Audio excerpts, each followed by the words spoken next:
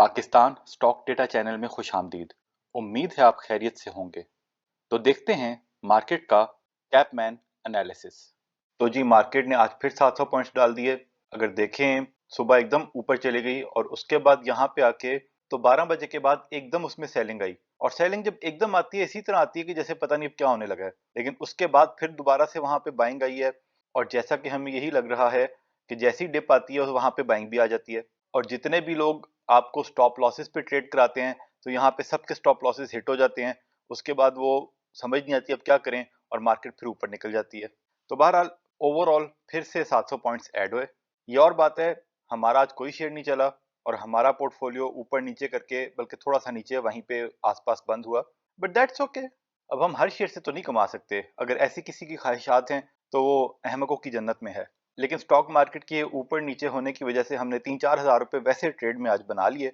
लेकिन overall stock market आपके सामने है। आगे बढ़ने से पहले बताते चलें, हम कोई बाय सेल कॉल नहीं देते, सिर्फ फंडामेंटल एनालिसिस करते हैं। फैसला सबने खुद करना है, क्योंकि मुनाफे में मौज अपनी अपनी और नुकसान में दौड़ अपनी अपनी। जो हमारी वीडियोस देखते हैं और पसंद करते हैं उनका शुक्रिया। जिन्हें हमारी वीडियोस पसंद नहीं वो प्लीज ना देखें। फजूल कमेंट्स करने की बजाय अनसब्सक्राइब कर लें। सर्किट ब्रेकर को देखें तो फिर इतनी सारी कंपनियों को कैप, आज टेक्नोलॉजी को भी लगा, लेकिन टेक्नोलॉजी को बेशक लगते रहें, लेकिन अर्निंग और डिविडेंड यील्ड के हिसाब से हमें उनमें कोई खास इंटरेस्ट नहीं है। चाहे यहाँ से डबल हो जाएं, आप लोगों को इंटरेस्ट है तो ये आपकी मर्जी है। तो ये हिसाब किताब है जी। और पीएसएमसी को फिर से लॉक्स लगने शुरू हो गए हैं, पता नहीं इसके साथ क्या करना चाहते हैं। बहरहाल लोअर कैप में देखें तो कोई खास नहीं। अच्छा जी, कल ही हमने सिमेट्री के बारे में बात की और आज इसमें तकरीबन 8% का गेन हो गया। तो यकीन जाने हमें बिल्कुल नहीं पता था कि आज ही इसमें मूव बननी है। बहरहाल हमने तो अपने आधे शेयर इसमें से बेच दिए और आधे हम थोड़े लॉन्ग टर्म के लिए होल्ड करेंगे। और कल कुछ भाइयों ने, एक दो भाइयों ने कहा कि भाई इसके बारे में ये भी बताना चाहिए कि इसकी फेस वैल्यू 1 रुपये है।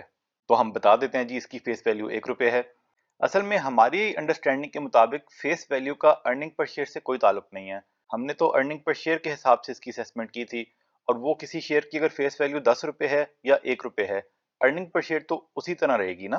फेस वैल्यू का असल में ताल्लुक क्या होता है कि अगर किसी शेयर की फेस वैल्यू 10 रुपये है और वो कहे हमने 10% डिविडेंड दिया है, तो उसका मतलब होता है 1 रुपया, 10% ऑफ फेस वैल्यू। अगर किसी शेयर की फेस वैल्यू 1 रुपये है और वो कहे कि हमने 10% डिविडेंड दिया है, तो उसका मतलब 1 रुपया नहीं होता, उसका मतलब होता है 10% ऑफ 1 रुपया, यानी कि 10 पैसे। और इन्होंने 5% डिविडेंड दिया है और हमने ये अपनी वीडियो में बताया था कि 5 पैसे का डिविडेंड है। तो वहां से बात वाजे हो जाती है, लेकिन फिर भी दो भाइयों ने कहा कि बताना चाहिए तो हम आपको बता देते हैं कि इस शेयर की फेस वैल्यू 1 रुपये है। फिर जी एक भाई ने जीवीजीएल का पूछा। इसके बारे में हम पहले बात कर चुके हैं, पर क्विकली देख लेते हैं। इसके फाइनेंशियल जो 23 में थे 3 रुपये 44 पैसे थे और पहले क्वार्टर में 1 रुपये का आया है।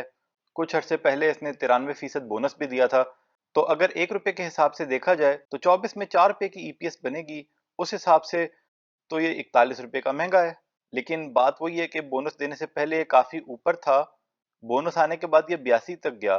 तो स्टॉक मार्केट के मूवर्स हो सकता है इसको दोबारा 60 तक या 70-80 तक ले जाएं, तो उस पर तो हम कुछ नहीं कह सकते। लेकिन अभी की ईपीएस के मुताबिक ये वैल्यू इसकी ज्यादा है। एक भाई ने अल शहीर का पूछा। इसके बारे में भी हम पहले बात कर चुके हैं कि हमें बिल्कुल नहीं पसंद, और पूरे 2023 के साल में देखें कितना ज्यादा ये लॉसेस में चले गए हैं। इसलिए हम तो इस शेयर को बिल्कुल भी नहीं देखते, या इस जैसे शेयर्स को बिल्कुल नहीं देखते।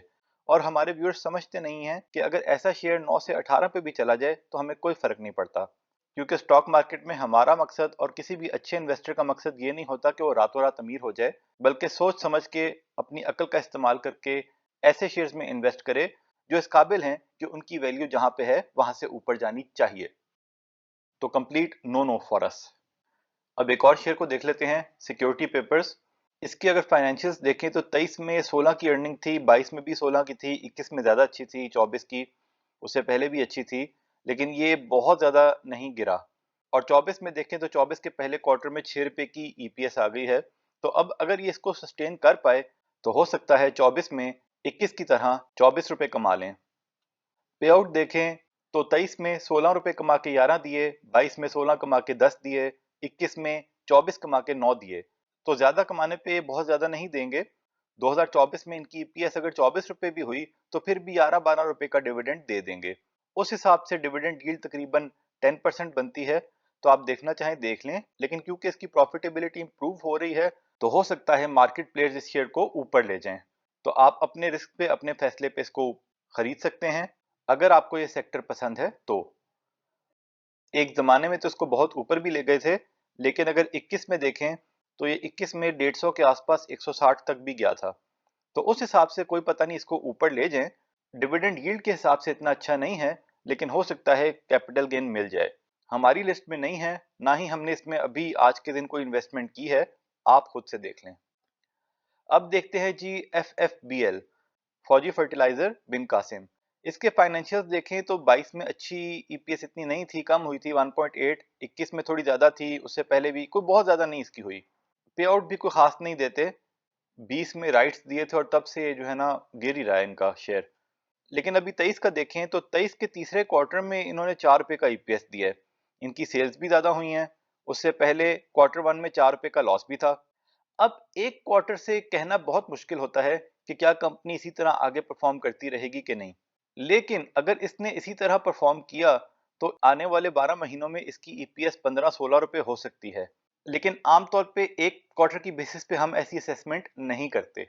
ये वाले क्वार्टर के रिजल्ट्स इन्होंने 24 अक्टूबर को अनाउंस किए थे, और अगर शेयर की परफॉर्मेंस देख लें, 24 अक्टूबर को ये शेयर था तकरीबन 16 रुपए का, लेकिन इस अर्निंग का ओवरऑल शेयर पे इतना इम्पैक्ट आया है कि इतना ऊपर आ गया है। हर शेयर को फॉलो करना मुश्किल होता है। हम आमतौर पे ज्यादा डिविडेंड यील्ड वाले शेयर्स को ही देखते हैं, तो हमने इसकी ईपीएस को इग्नोर किया, लेकिन ये काफी ऊपर निकल गया है, हमें कोई अफसोस नहीं है।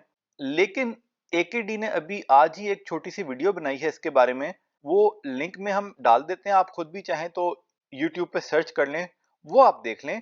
वो इसके बारे में काफी पॉजिटिव लग रहे हैं, तो इसलिए हमने सोचा कि आपकी तवज्जो इस तरफ करा दें।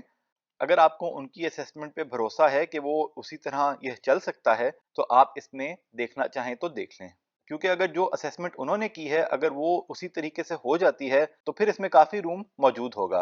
ये नहीं पता कि डिविडेंड देना शुरू करेंगे कि नहीं, क्योंकि हमें इसके लोन्स की सिचुएशन भी अभी नहीं पता, हमने इसका डिटेल में एनालिसिस नहीं किया हुआ। लेकिन कैपिटल गेन की अपॉर्चुनिटी हो सकती है अगर वो एकेडी की असेसमेंट सही होगी तो आप वो देख लीजिएगा। और यहाँ से हमें एक और चीज ये पता चलती है, अगर हम पीएसओ को भी देख लें, देखें पीएसओ ने भी अभी जो उनका रिसेंट क्वार्टर के रिजल्ट्स आए वो बड़े अच्छे आए, वो 46 रुपए के आए। और इनका जब सर्कुलर डेट का इशू जब भी थोड़ा बहुत रिजॉल्व होगा तो इनके पास पैसे इनको मिलेंगे, तो इनके पास डिविडेंड देने के पैसे भी आ जाएंगे। लेकिन कहने का मकसद ये है कि ये जो रिजल्ट इनका आया ये आया 20 अक्टूबर को, और 20 अक्टूबर के पास इसकी प्राइस थी 134 रुपए, और एक महीने में ये 175 पे आ गया है। ये बात बताने का मकसद यही है कि अगर किसी कंपनी के रिजल्ट्स काफी अच्छे आए और उसकी ईपीएस में काफी इंप्रूवमेंट आए, और एकदम अगर उस शेयर में मूव ना भी बने तो कुछ दिन बाद मूव बनती है। कुछ शेयर तो होते हैं कि अच्छा ईपीएस आए तो एकदम उसमें कैप्स लगने शुरू हो जाते हैं। कुछ शेयर ऐसे भी होते हैं कि अच्छे ईपीएस के बाद उसमें लोड लॉक्स भी लगते हैं, और कुछ शेयर्स होते हैं जिसमें अच्छे ईपीएस के बाद कुछ अरसे वो साइडवेज में रहता है, लेकिन अल्टीमेटली उसमें मूव बनती है। तो अगर किसी शेयर का ईपीएस एक्सपेक्टेशन से ज्यादा अच्छा आए, पिछले क्वार्टर से ज्यादा अच्छा आए, उसकी बिजनेस इनकम की वजह से आए, तो ऐसे शेयर्स में कुछ ना कुछ एक्यूमुलेशन की जा सकती है, चाहे वो अच्छा डिविडेंड देते हो या ना। ये एक स्ट्रेटेजी है, लेकिन उनके लिए नहीं है जो सिर्फ और सिर्फ डिविडेंड यील्ड वाले शेयर्स में इन्वेस्ट करना चाहते हैं। इसलिए हम ये कहते हैं कि हर शेयर के ईपीएस पे आपको नजर रखनी चाहिए। हर कंपनी के क्वार्टरली रिजल्ट्स, चाहे वो खराब कंपनी हो चाहे वो अच्छी कंपनी हो, उसको देखना जरूर चाहिए, उसका जायजा जरूर लेना चाहिए, क्योंकि वहीं से कई दफा अपॉर्चुनिटीज आइडेंटिफाई होती हैं। तो ये था जी आज का सेशन। अगर आप फाइनेंस की जानकारी हासिल करना चाहते हैं और फाइनेंशियल स्टेटमेंट्स को समझना चाहते हैं तो हमारे चैनल की प्लेलिस्ट में कोर्स कर सकते हैं finance for non finance person. ये सारा डेटा हमने पीएसएक्स की साइट से लिया, आप खुद वैलिडेट करें, फिर अपना फैसला करें। याद दहानी करवा दें कि बाय सेल कॉल नहीं थी, वजह पहले बता चुके। तज्जिया पसंद आया तो शेयर, लाइक, सब्सक्राइब करें, बेल आइकॉन पे क्लिक करें। खुश रहें और अपने अमल पे तवज्जो दें। अल्लाह के हवाले।